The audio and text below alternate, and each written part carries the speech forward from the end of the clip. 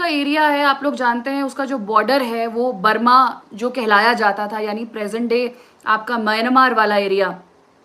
And वहाँ पे ये मतलब इसकी हिस्ट्री म्यांमार से काफ़ी ज़्यादा जो है वो जुड़ी हुई है। कैसे? क्योंकि जो मेतीज वहाँ के ओरिजिनल लोग थे, तो मेतीज ने ही हमेशा से राज किया है वहाँ पे। जितनी आप मणिपुर की हिस्ट्री पढ़ेंगे, ये लोग राजा हुआ करते थे वहाँ के, और साथ ही में पॉलीथीस्ट हुआ करते थे, मतलब एक से ज़्यादा भगवान को मानते थे। हिंदू नहीं थे, दो आज की डेट में मैक्सिमम मेतीज आपको हिंदू मिलेंगे, बट उस समय इतने नहीं थे, ये दूसरे किसी धर्म को मानते थे। और उस समय नागाज हुआ करते थे, बिकॉज एडजेसेंट जो नागालैंड है, आप जानते हैं ये बॉर्डर्स कितने पोरस होते हैं, एथनिसिटी जो है वो फ्यूज करती रहती है। तो जो नागाज है वो इन एरियाज को रेड मारा करते थे, तो वहाँ के राजा इससे बहुत ज़्यादा दुखी हुआ करते थे। ऐसे एक राजा वहाँ पे जयसिंह थे, और उन्होंने जब ब्रिटिश वहाँ पर आए, तो आप जानते हैं अंग्रेज़ों का काम होता है किसी भी चीज़ का फ़ायदा उठाना। तो अंग्रेज़ों ने इन जो हिली राजा थे, जैसे मैंने आपको बताया राजा जयसिंह, इनके साथ एक ट्रीटी साइन की।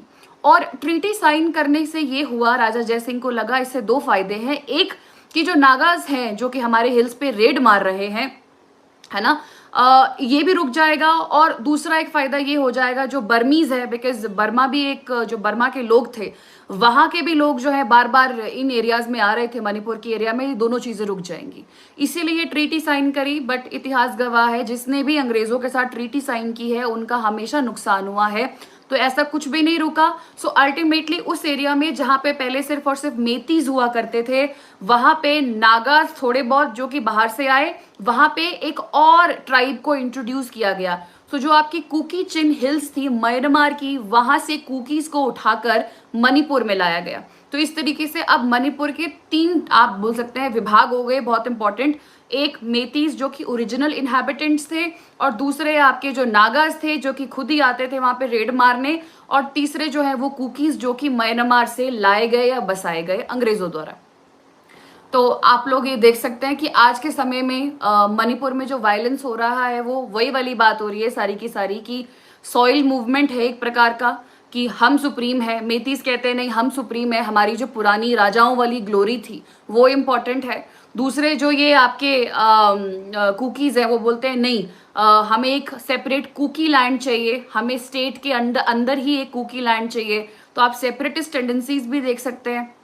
साथ में नागाज का तो एक रहता ही रहता है। मैंने आप लोगों को पिछले वीडियो में भी ये बात करी थी कि जो आपके कुकीज हैं वो माइनॉरिटी हैं, लेकिन ये 28% पॉपुलेशन होने के बावजूद भी लगभग 90% जो आपका हिल का एरिया है उसको कैप्चर करते हैं। आज के समय में आप मणिपुर में ब्यूरोक्रेसी देखेंगे तो वो कुकीज द्वारा संभाली गई है। मैक्सिमम आपको वहाँ पे कुकीज दिखेंगे टॉप पोजीशंस पे अथॉरिटीज में। और जो मेतीज हैं वो आपके वैली पीपल हैं, they are maximum in population, around 53% Meiteis है, but they occupy just the 10% of the land जो कि वैली का एरिया है। तो आप लोग देख सकते हैं तीन लोग हैं, नागाज जो कि फिर से नागा इंसर्जेंसी जो है अभी भी मणिपुर में हो ही रही है, they also want a separate greater Nagalim, आप सभी को पता है।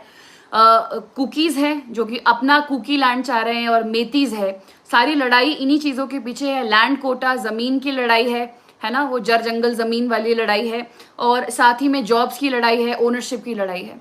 तो आप लोग देख सकते हैं एथनिक क्लैशेस बहुत है, बट अगेन क्लैशेस तो होते ही हैं, और ये काम होता है स्टेट का इन चीज़ों को संभालने का।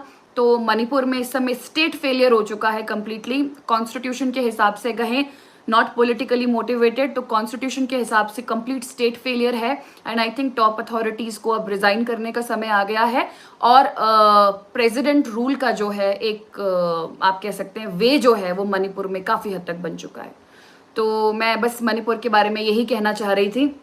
हम आज का टॉपिक को शुरू करते हैं, एक दो में